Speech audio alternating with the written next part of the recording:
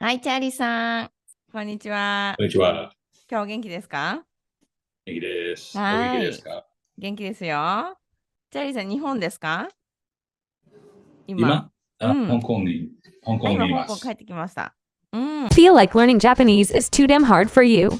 Stop slaving away at grammar, words, and spelling. Now there's a better way to learn how to speak Japanese like a normal guy. Welcome to Terumi's podcast. Let's learn Japanese in just 2 months with Terumi's learning method. So, チャーリーさん、welcome to my YouTube channel. How do you feel? Thank you. Great. Happy to have completed level one. Doing my best to put what I learned into use, despite the fact that I'm in Hong Kong, which makes it a little more challenging. But I get back to Japan quite a bit, and I've been able to apply a lot of what I've learned. Mm-hmm. Amazing. Thank you so much. So listener can't understand what actually who you are. So can you actually explain like why you started learning Japanese or what do you do in general? Can you quickly explain? Sure. Well, I used to live in California where I grew up, and I worked in a job that had me travel a lot for business. And I really fell in love with Japan. And I was going there quite frequently. I wound up marrying a Japanese wife, and eventually just picked up and moved to Japan. Um, but I would get tutors now and then, and I didn't really make a lot of progress. And my work just involved speaking English, so I never made a lot of progress really in my Japanese. So I was looking for a new way to study. That's how I found Mhm. Japan Language Factory. Thank you so much. So before you decided to live in Japan, like how many times you already have been to Japan or how long? Well, let's see. That's a good question. I would go there on business once or twice a year. Uh, and then my wife and I started taking little trips in Japan before we got married. And then after we got married, we lived in separate countries for 5 years. So Really? I, Oh.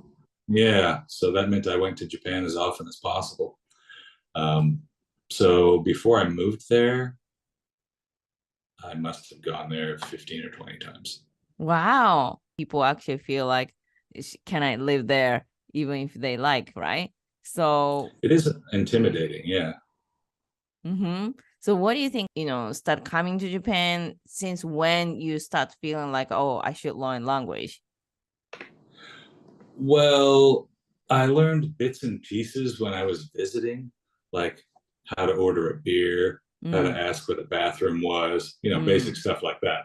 When I moved there, mm-hmm. uh, I started, and I was doing this in California before I moved, actually, but I started working with tutors to try to learn Japanese. Um, it just, and it was very slow and not very productive. So I would really learn just by kind of talking to other people and try to bumble through my daily life. Like I said, I never had to speak Japanese at work, Mm, so there was no pressure on me. But to get through daily life, you absolutely need to know some amount of Japanese. If you wanted to go to the grocery store and have somebody slice your fish for you, you've got to know some Japanese. mm-hmm. Um, a lot of places you can go in the world. English is the second language, which it is in Japan too, I guess. But everybody Mm, speaks it. So guys like us, some idiot from California who only speaks English can get by all right. But in Japan, it's much more difficult. So knowing some Japanese is absolutely critical. mm. Yeah. And so you start learning, like you said, the progress was slow. And it's very normal. You start going to Japan and the people start feeling like, oh, everybody speaks Japanese. I should like speak something much properly. And usually they find the maybe language application or okay, I have to buy the textbook. That's actually a really normal step. But can you tell Yeah. me like a detail? What was the first step to learn Japanese? I would engage a tutor. The tutor would say, "Here's your textbook. Open this up to page 10. Let's get started." And then there's lots of reading and writing, which, while important, was not my top priority because I'm not going to sit in an izakaya and write a note to somebody. Right? Yeah. That's not going to work. And it was all these sort of artificial lessons like, oh, this is Bob Smith is going to the office in Tokyo and has to talk about, the meeting that morning. I didn't care about that. I wanted to learn how to talk to normal people about everyday things, the situations that I was going to find myself in, which wasn't going to be being Bob Smith talking about the meeting. And eventually I'd just get frustrated and quit. And then I'd start again later, and the same thing would happen. It was like I must have gone through probably half a dozen tutors, and it always went the same. Okay, so then what was it? This master course was like, how did you find us? I don't remember exactly how I found you, but it was on the internet. And occasionally I would go looking for a new Japanese tutor or a new school or something to get into the Japanese language a little more thoroughly again. And I saw Japan Language Factory's ad and the approach, which was something that I'd always thought, which was, learn it like a baby. Babies learn how to talk, and they're not going through textbooks, and yet they can speak better than I can. So I wanted to explore that approach, and that's how I got involved with JLF. Thank you so much for finding us. A lot of people actually feel like, I'm not baby anymore. How can I learn the language like a baby? I'm old. People actually really doubt their potential. Like, oh, I'm old already, brain is not working, and that's why they need to study with a textbook. But it's not like that. And you actually really made a lot of progress also. So how was that experience? It was great. You're right. I'm not a baby anymore, believe it or not. And I work, and I don't have time to sit down and do homework every night and study during the day. If I'd started learning when I was in school, maybe that would have been the case, and that would have been fine. But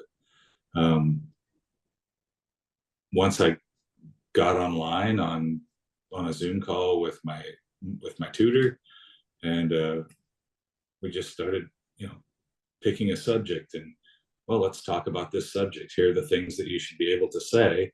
And it's like a kid learns, right? The teacher would say, oh, say a sentence. And then like, oh, I see what that means. I can use that. I'll write it down. I'll memorize it. I'll say it a few times, and I'll ease it into conversation somewhere. I think that's what little kids do. And exactly. You've talked about this quite extensively, and it just makes sense. 2-year-olds don't learn how to speak. 3-year-olds don't learn how to speak from working through textbooks. So there must be a more efficient way to do it. Exactly. Whenever people want to learn the language, everybody starts buying a textbook, and they start from alphabet, a word, and also like some example sentences. But here, yes. like you came to our school from the first day, you start speaking something already. It's totally different approach. What do you think about the differences? Well, I think it's the difference between starting from reading and writing and trying to put that into verbal language versus starting with verbal language and not really worrying about reading and writing until it's necessary. That's the difference.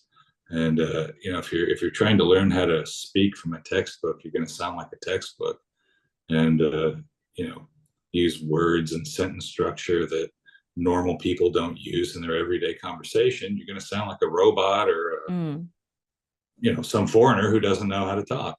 Whereas if you're just dealing with a native speaker, which is what I was doing, learning how to say things the way ordinary people say them and knowing what they mean, then you can and you can build on that. Obviously, the more words you learn or the more sentence structures you pick up, but it's just a more organic way to work through the process, I think. I mean, people want to learn a language so they can speak the language, not so they can, you know, read the language. Nothing wrong with reading. I like reading, but you know, you don't just meet people and crack open a book and start reading it to them. So I really preferred the verbally focused approach quite a bit. Yeah. Amazing. So do you usually speak with other, you have a child, so you usually talk with other parents or in like a random people in izakaya? Like how do you usually meet people and talk in general? Often through business meetings in Japan. I have some friends in Japan. Yeah, sometimes I meet people in izakaya or a bar or just on the street or something. And I think Japanese people feel more comfortable striking up a conversation with a strange foreigner rather than a strange Japanese person. So it happens a lot. Do you see some differences with the Japanese people? That's an interesting question. Yeah.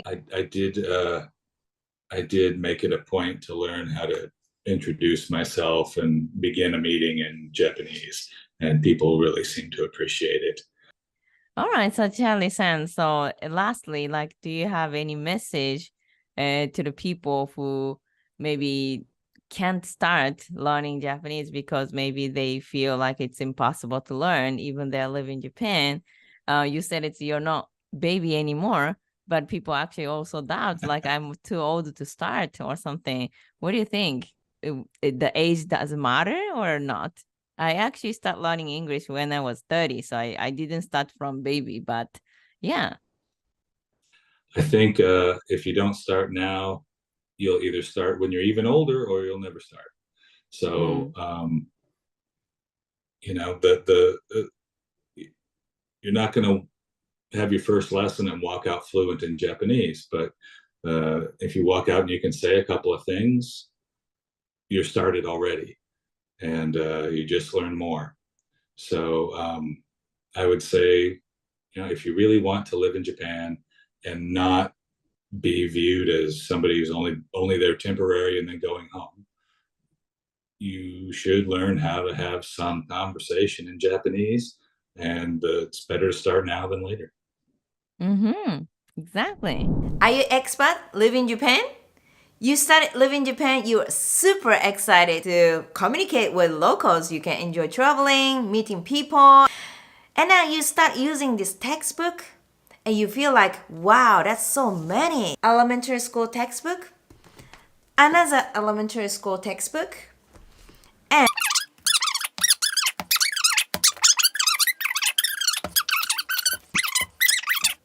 how many hours should you study? Let's think one more time.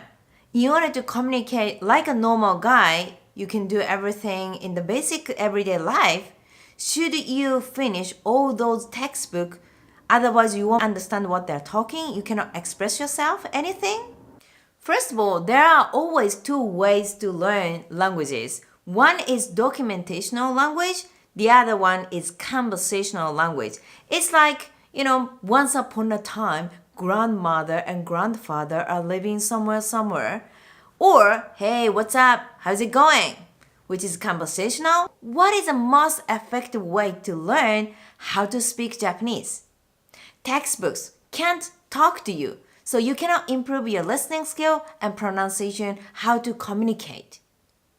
So why Japanese children can speak Japanese so quickly? Because they are learning conversational Japanese. The good news is, in Japan Language Factory, we have a specific learning structure to improve your conversational Japanese. So you can join the conversation, you can understand what they're talking, you can respond quickly, and express what you are thinking. If you want to be able to speak Japanese as soon as possible, join our free consultation to figure out what is the fastest way to start speaking Japanese.